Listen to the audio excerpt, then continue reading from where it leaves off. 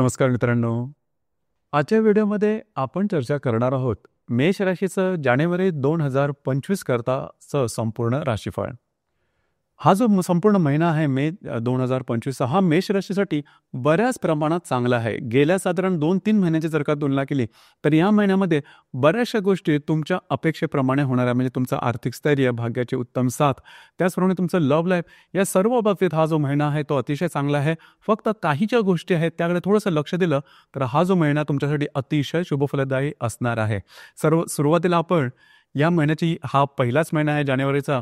तुम्हा सर्वांना 2025 सालाकरता मनापासून शुभेच्छा. तुमचं हे संपूर्ण वर्ष तुमच्या इच्छा आकांक्षा पूर्तीचं डोरो हीच आमची सदिच्छा. तर सुरुवात करू आजच्या राशीफलाला. सुरुवातीला तुमच्या जे तुमचे हेल्थ आहे किंवा तुमचे जे शारीरिक किंवा मानसिक जो स्तर आहे किंवा मानसिक शारीरिक आरोग्य हे नेमकं कशा प्रकारचं असेल या संदर्भातली चर्चा करू. जसं की तुमच्या राशीचा जो स्वामी आहे मंगळ, जो की तुमच्या चतुर्थात भ्रमण करतोय, हे वक्री आहे, तो साधारण 22 तारखेनंतर तुमच्या तृतीयात जाणार आहे. याचप्रमाणे तुमच्या राशीचा जो षष्ठेश आहे बुध, जो की अष्टमात भ्रमण करतोय, तो तुमच्या भाग्यात आणि दशमात सुद्धा भ्रमण करणार. एकंदरीतच सांगायचं झालं तर याचं संपूर्ण महिन्यात तुमचं शारीरिक आरोग्य व्यवस्थित राहील. अजिबात काळजी करू नका. जर का तुम्ही डिसेंबर किंवा नोव्हेंबरची तुलना केली तर हा जो संपूर्ण महिना आहे तुमच्याकडे अतिशय चांगला आहे. पहिली गोष्ट म्हणजे जे स्ट्रेस, टेन्शन साधारण तुम्ही नोव्हेंबर डिसेंबरमध्ये अनुभवलेले असतील ते या महिन्यात अजिबात नसणार आहेत. उलटपक्षी तुमची मानसिकता अतिशय सकारात्मक राहणार आहे आणि या महिन्यामध्ये फिरणं वगैरे जास्त होईल, तुमची ॲक्टिव्हिटी जास्त होईल. अर्थात तुमच्यासाठी शारीरिक ॲक्टिव्हिटी हा तुमच्या आनंदाचाच भाग आहे. म्हणजे तुम्हाला ते आवडतं, तोच जो भाग आहे तो तुम्हाला या महिन्यामध्ये पाहायला मिळणार आहे, प्रत्यक्ष अनुभवायला मिळणार आहे. फिरणं वगैरे किंवा धार्मिक स्थळांना भेटीगाठी देणं, देऊळ किंवा धार्मिक स्थळ, पवित्र स्थळांना भेटीगाठी देणं, अशा प्रकारचे अनुभव तुम्हाला चांगले येतील. याचप्रमाणे इथे एक गोष्ट थोडीशी जास्त महत्त्वाची आहे, ती म्हणजे या संपूर्ण महिन्यामध्ये फिरणं वगैरे जास्त होत असल्याकारणाने थोडासा थकवा वगैरे आल्यासारखा वाटेल या महिन्याच्या शेवटी. तर तिथे थोडंसं लक्ष देणं गरजेचं राहील. बाकी जर का पाहायचं झालं तर शारीरिक आणि मानसिक स्तरावरती हा जो महिना तुमच्यासाठी अतिशय उत्तम असणार आहे. यानंतर आर्थिक स्तराबद्दल सांगायचं झालं तर तुमच्या राशीच्या द्वितीय स्थानामध्ये गुरु जो आहे तो भ्रमण करतो आहे. सध्या तो वक्री आहे आणि जो धनेश आहे हा धनेश तुमच्या लाभस्थानामध्ये भ्रमण करतो. अतिशय चांगली गोष्ट आहे. याचमुळे तुमच्या राशीचा जो पंचमेश आहे रवी, जो की तुमच्या भाग्यातून दशमात जाणार आहे. अष्टमेश जो आहे हा तुमच्या चतुर्थातून तृतीया जाणार आहे. जो लाभेश शनी आहे तुमच्या लाभस्थानातून भ्रमण करतो आणि तो मार्गी आहे.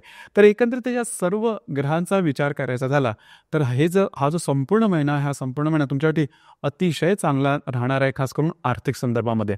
या महिन्यामध्ये तुम्हाला भाग्याची साथ उत्तम प्रकारे लाभणार आहे. जर का तुम्ही शेअर मार्केटमध्ये ट्रेड करत असाल आणि शॉर्ट टर्ममध्ये जरी ट्रेड केले तरी अर्थात त्याचे उत्कृष्ट असे लाभ किंवा नफा तुम्हाला या महिन्यामध्ये मिळू शकेल. खास करून 14-15 तारखेच्या आज जर का तुम्ही या गोष्टी केल्या तर त्याचे चांगले काही फायदे तुम्हाला नक्कीच मिळू शकतील. या संदर्भात काळजी करू नका. हा जो कालावधी तुमच्यासाठी चांगला राहील. या संपूर्ण जानेवारी महिन्यामध्ये तुम्हाला तुमची गुंतवणूक उत्तम प्रकारे होईल आणि त्याचे रिटर्न सुद्धा खूप चांगल्या प्रकारचे मिळणार आहे. आणि जसं मी मगाशी सांगितलं की भाग्याची साथ असेल तर साहजिकच तुम्हाला या गोष्टी सोप्या होऊन जातील. त्याच्यामुळे तशी काही काळजी करू नका. या महिन्यामध्ये आर्थिक स्तर तुमचा उत्तम असणार आहे. गृहसौख्याबद्दल सांगायचं झालं तर चतुर्थामध्ये तुमच्या राशीचा जो स्वामी आहे मंगळ, तो भ्रमण करतो आहे, मात्र तो वक्री आहे आणि 22 तारखेनंतर तो तुमच्या तृतीय स्थानात जाणार आहे. एकंदरीतच घरातलं वातावरण हे काही ठीक नसणार आहे, गढूळ असणार आहे. साधारण डिसेंबर महिन्यामध्ये पण तुम्ही बघितलं असेल की घरातल्या ज्या व्यक्ती असतील त्यांच्यावर छोट्या मोठ्या गोष्टीवरून वादविवादाचे प्रसंग निर्माण होणं किंवा त्यांच्या आरोग्याच्या संदर्भातले काही त्रास डोक्यावर काढणं, अशा प्रकारचे अनुभव या महिन्यामध्ये येणार. जवळजवळ 22-25 तारखेपर्यंत अशा प्रकारचे थोडे अनुभव येतील. त्यानंतर आपोआपच या गोष्टी बऱ्याच प्रमाणात कमी होतील. तरीसुद्धा यामध्ये थोडंसं स्वतःच्या भावभावनांवर नियंत्रण ठेवणं गरजेचं राहील. घरातले जे पुरुष वर्ग असतील त्यांच्या आरोग्याकडे लक्ष देणं गरजेचं राहील. मात्र या ठिकाणी एक गोष्ट महत्त्वाची आहे की जर का तुम्हाला नवीन वास्तू घ्यायची असेल, घर घ्यायचं असेल, वास्तूच्या संदर्भातल्या काही गोष्टी करायच्या असेल तर मात्र हा जो महिना आहे तो तुमच्यासाठी शुभफलदायी राहील किंवा त्या संदर्भातल्या काही चांगल्या घडामोडी तुम्हाला ह्या महिन्यामध्ये निश्चित दिसून येतील. परंतु घरातल्या ज्या व्यक्ती असतील त्यांच्या आरोग्याकडे लक्ष देणं गरजेचं राहील. लव्ह लाईफबद्दल सांगायचं झालं तर या महिन्यामध्ये लव्ह लाईफच्या संदर्भात अतिशय उत्तम अशा प्रकारे तुम्हाला अनुभव येणार आहेत. गेल्या 3-4 महिन्याच्या जर का तुम्ही तुलना केली तर नक्कीच या महिन्यामध्ये ज्या गोष्टी आहेत लव्ह लाईफबद्दलच्या नक्कीच चांगल्या होतील. म्हणजे तुम्ही ज्यांच्या रिलेशनशिपमध्ये असाल त्यांच्याबरोबर नातेसंबंध अतिशय सुमधुर अशा प्रकारे दिसून येतील. याचप्रमाणे जर का तुम्हाला नवीन रिलेशनशिप बनवायची असेल तरीसुद्धा हा संपूर्ण कालावधी अतिशय उत्तम राहील. हीच गोष्ट ज्या गर्भवती महिला त्यांच्यासाठी सुद्धा लागू होते. म्हणजेच मेष राशीच्या गर्भवती महिला आहेत त्यांच्यासाठी हा संपूर्ण महिना अतिशय उत्तम असणार आहे. त्याच्यामुळे तशी काय काळजी करू नका. आणि विद्यार्थी वर्गासाठी सुद्धा सांगायचं झालं तर हा संपूर्ण महिना चांगला राहील. परंतु चांगला राहील म्हणून फक्त नशिबावरती अवलंबून राहू नका. तुमचे एफर्ट, तुमचे प्रयत्न जोरदारपणे करा. अर्थात त्याच्यातून मिळणारे जे रिझल्ट असतील तुमच्या अपेक्षेप्रमाणे मिळतील. त्याच्यामुळे तशी काय त्या बाबतीत निश्चिंत राहा, काळजी करू नका. यानंतर वैवाहिक जीवनाबद्दल सांगायचं झालं तर तुमच्या राशीकरता शुक्र जो आहे तो अतिशय महत्त्वपूर्ण राहतो वैवाहिक कारकत्वासाठी. तसंच शुक्र आहे तुमच्या लाभस्थानामध्ये भ्रमण करतोय जवळजवळ 30 तारखेपर्यंत असताना, म्हणजे संपूर्ण महिनाच हा तुमच्या लाभस्थानात असणार आहे. जर विवाहित असाल तर वैवाहिक जोडीदाराचे नातेसंबंध अतिशय सुमधुर अशा प्रकारे राहतील. वैवाहिक जोडीदाराबरोबर कुठे बाहेर फिरला जाण्याचा योग सुद्धा संभवतो. याचप्रमाणे जे नवीन विवाह सुख आहेत, म्हणजेच मेष राशीच्या व्यक्ती विवाह सुख आहेत, तरुण तरुणी यांच्याकरता सुद्धा हा संपूर्ण जो महिना आहे तो अतिशय उत्तम आणि शुभफलदायी असाच असणार आहे. कार्यक्षेत्राच्या संदर्भात सांगायचं झालं तर कार्यक्षेत्राच्या बाबतीत सुद्धा हा संपूर्ण महिना चांगला राहील. खास करून तुमचा जो दशमेश आहे शनी जो की तुमच्या लाभस्थानामध्ये भ्रमण करतोय मार्गी, आणि दशमामध्ये रवी येणार आहे जवळजवळ 16 तारखेनंतर. याचप्रमाणे बुध जो आहे तो सुद्धा 25 तारखेनंतर तुमच्या दशमात येणार आहे.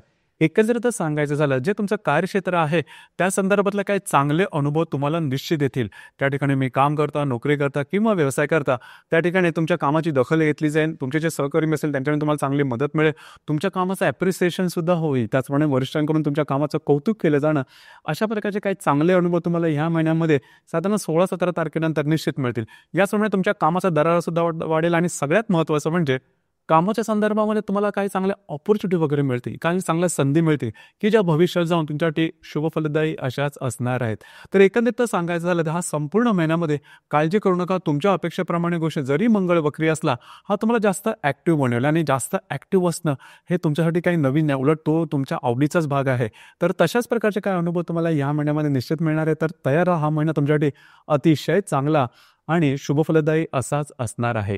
या म्हणजे जी 23 तारीख आहे त्या ठिकाणी लक्ष द्या थोडंसं. साधारण 20 तारखेपासून ते जवळजवळ 25-26 तारखेपर्यंत जो कालावधी आहे त्यामध्ये कुठल्याही प्रकारचे महत्त्वपूर्ण निर्णय घेऊ नका, वादविवादात जाऊ नका. आणि सगळ्यात महत्त्वाचं म्हणजे कागदोपत्री व्यवहार, कमिटमेंट, प्रॉमिसेस, जामीन राहणं अशा प्रकारच्या कुठल्याही गोष्टी करू नका. तुमचे अंदाज चुकू शकतील. या संदर्भात काळजी घेणं अतिशय महत्त्वपूर्ण राहील. याचप्रमाणे जे तुमचे भावंड असतील त्यांच्या आरोग्याकडे लक्ष देणं थोडंसं गरजेचं आहे. साधारण 23-24 तारखेनंतरचा जो कालावधी आहे त्यामध्ये जे तुमचे सिबलिंग किंवा भावंड असेल त्यांच्यावर वादविवाद होणं, गोष्टी थोड्याशा वेगळ्या होत्या, त्यांच्या आरोग्याच्या संदर्भातले काही त्रास होणं, अशा प्रकारच्या काही गोष्टी होते. एकंदरीत समजा बॉटम लाईन सांगायची झाली तर ह्या महिन्याच्या 23-24 तारखेनंतर कागदोपत्री व्यवहारापासून मात्र थोडासा लांब राहा.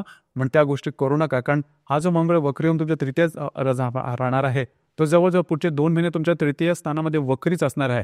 तर या संदर्भात काळजी घेणं थोडं महत्त्वपूर्ण राहील.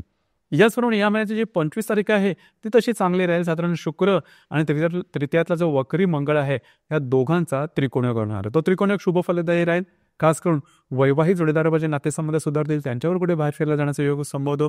तुमचे जे मित्र परिवार आहेत त्यांच्याबरोबर सुद्धा तुम्ही चांगला टाइम वगैरे स्पेंड करा आणि काही चांगले फायदे तुम्हाला या दरम्यान निश्चित होतील.